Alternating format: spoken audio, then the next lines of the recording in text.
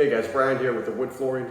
Today we're sanding a hand distressed flooring. I wanted to show you a little bit of the process. We just started. We probably do one of these a month. People are tired of the waviness, the way it wears. When we finish, it'll be tabletop smooth, but it is extra money, and the reason why is it's like sanding a normal floor 3 or 4 times. Let me take a look at this.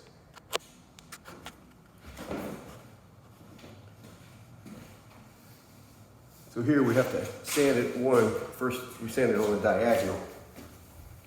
Trying to get the light. But you can see all the unevenness. All these low areas have to be sanded out. We have to get it as deep as that is. That's how much we have to sand. Most of these lines will be gone. I'll show it to you in a little bit. Okay, so once we've hit it on this diagonal, you can see the really low areas. We have to just keep going over it. It's going to eventually, you see some areas are left, but we'll go over this another 6, 7 times.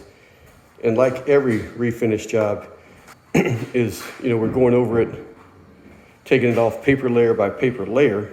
You don't want to take off any extra wood, but you got to sand it deep enough to get out the imperfections. That's already looking a lot better. So a couple months ago, we did the steps and this entryway. You see the little waviness? The high areas wear out faster. Some dog scratches will be gone. And there you have it. From that hand distress waviness, now it looks like a real wood floor. Look at that.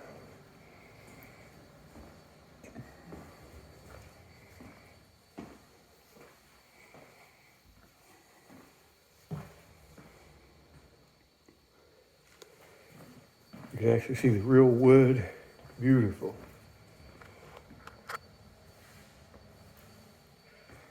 It's a lot of work, but definitely worth it.